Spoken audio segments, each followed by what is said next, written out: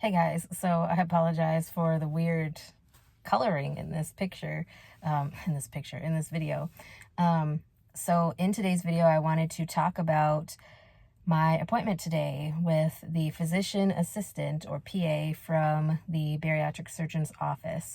So this was basically my today was 2 out of 3 of my pre-op appointments. So I had to see my PCP.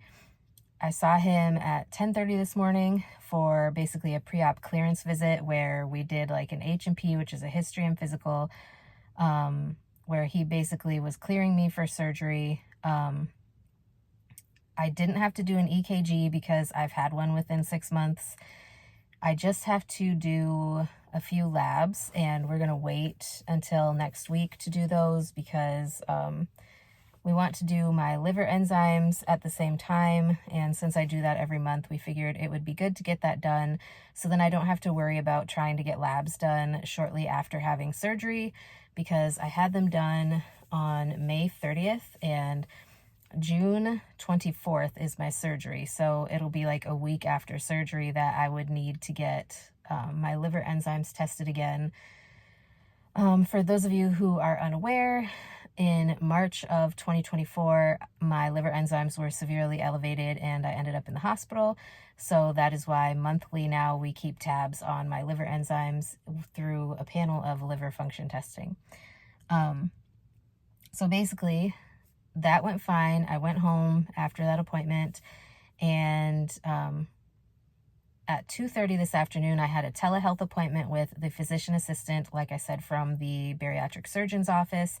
And basically, we discussed like all of my meds. He stopped basically everything except for my modafinil and my seizure medicine. He stopped my Ozempic. I'm not taking the metformin anymore at this point, just because I mentioned it in the vlog that I did from today. My blood sugar had actually been dropping into like the 30s, 40s, and 50s. And so we did a whole bunch of testing to try to figure out exactly what's going on. It's been a mess. So yeah, there's that. And yeah,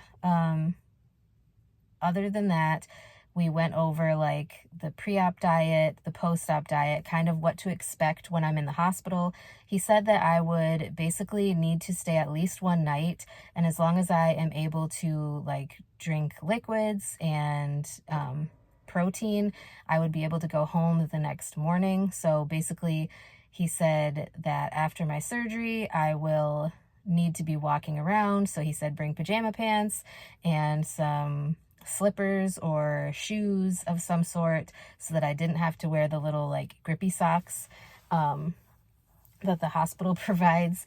So they want me up and walking around. They want me on oral pain medication before I can be discharged home. And then basically they want me able to drink fluids as well as keep some protein down. So and that'll be liquid. That will not be actual food, because for a while I'm going to be on a liquid diet. So there's that. But there was a lot of information that we went over. He's hoping like all of these medicines that they are either stopping prior to surgery or holding, like the metformin, I don't know if we'll ever start me back on that again. Same for Ozempic. And basically, we are going to try to get me off of all of these meds. And except for my seizure medicine. The seizure medicine is one that they want me to take continuously throughout, because obviously nobody wants me to have a seizure. I don't want to have a seizure. I just don't want to deal with that at all. So, yeah. But we went over all that information. So the last appointment that I have before surgery is with the dietitian, where I am going to have to go over the pre-op diet with her. I think it's like 800 to 900 calories. And it's basically a diet that tries to lower inflammation in the liver as much as possible. So it's designed to be easy on your system and help you lose weight prior to surgery, just so that, like I said, there is the least amount of stress possible on your liver at the time when they bring you in for surgery, because it will make your liver less inflamed and a little bit easier to deal with when they're going in to try to do this surgery. He also did mention that he was very happy with the fact that I didn't do like a last hurrah, so to speak. He said a lot of patients that come in to do these pre-op appointments with him end up having like a last hurrah where they're having all their favorite foods and all that. And I had thought about like getting some Chinese food like this weekend or something, and have that be like my last hurrah with that, because I feel like with Chinese food, I'm not going to be able to eat it again, potentially ever, but for at least a very extended amount of time. And so I love Chinese food.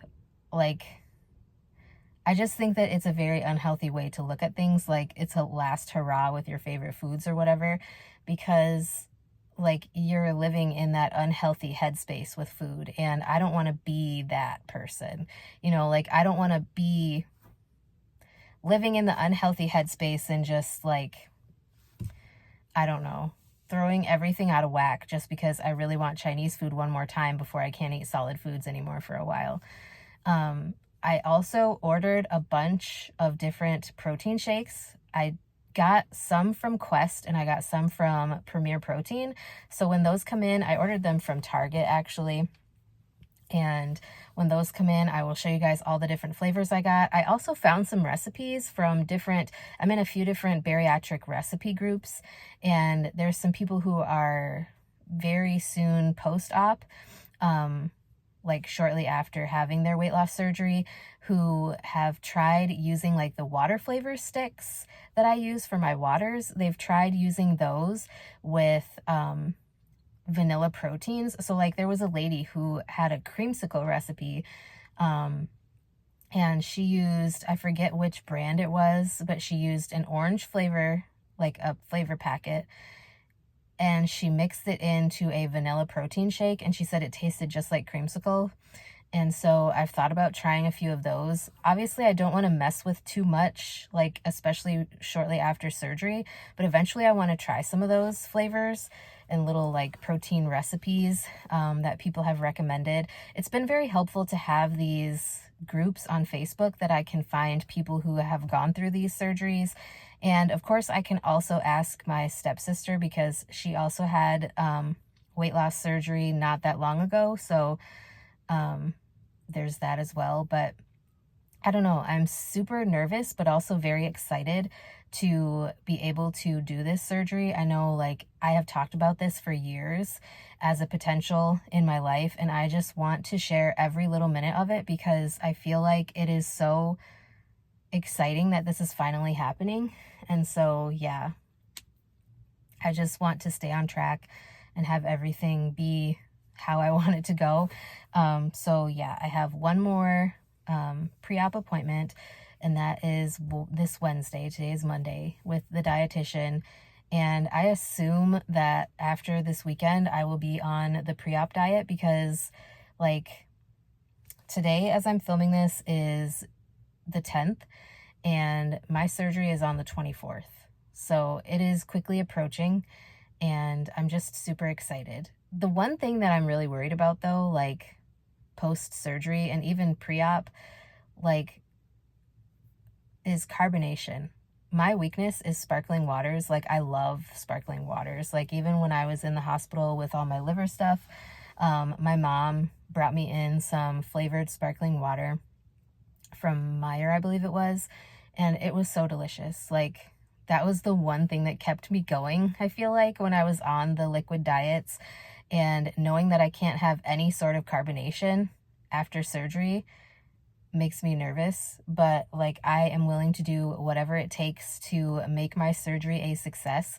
So I hope that you guys will stay along for the ride. And yeah, I'm just hoping that something good comes out of this surgery, and I want to be an inspiration to other people who are like me, who have been overweight most of their adult life. Well, I've been overweight for all of my adult life. I've been overweight since middle school.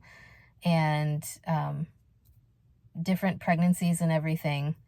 Like, obviously having miscarriages and being pregnant and everything threw off my weight, and never really losing that weight after. It's been very stressful, and having different surgeries and things like that has really thrown off things, and having different health conditions like PCOS and my other health conditions has not helped me either. So I just really feel like I need this surgery as a boost to help me with the rest of my weight loss and to help me move in the right direction. So anyways, I just wanted to share that with you guys. If you guys have any questions or any topics that you would like to hear me talk about in more detail, please let me know. I plan to film as much as I can about this entire process. It has been stressful, but also a lot easier than I anticipated. I've basically just followed everything that they've told me to do up to this point. And so, like, I feel like I'm in a good place, and I feel like I'm ready to have this surgery. I just feel like I want it to be over with now. So yeah, I plan to bring you guys along with me to the hospital. I'm obviously not going to film my surgery because I will be out of it, but I want to film as much of this process as I can. So I do plan to bring my phone to the hospital to film. So if you guys are interested in that, stay tuned to my channel, and I will definitely try to keep you guys as updated as I can. And yeah, with that being said, that's all I have for this video. I hope you guys are having a wonderful day, and let me know if you want more videos about my process for having a gastric sleeve or a VSG surgery, vertical sleeve gastrectomy. Anyways, I will talk to you guys next time.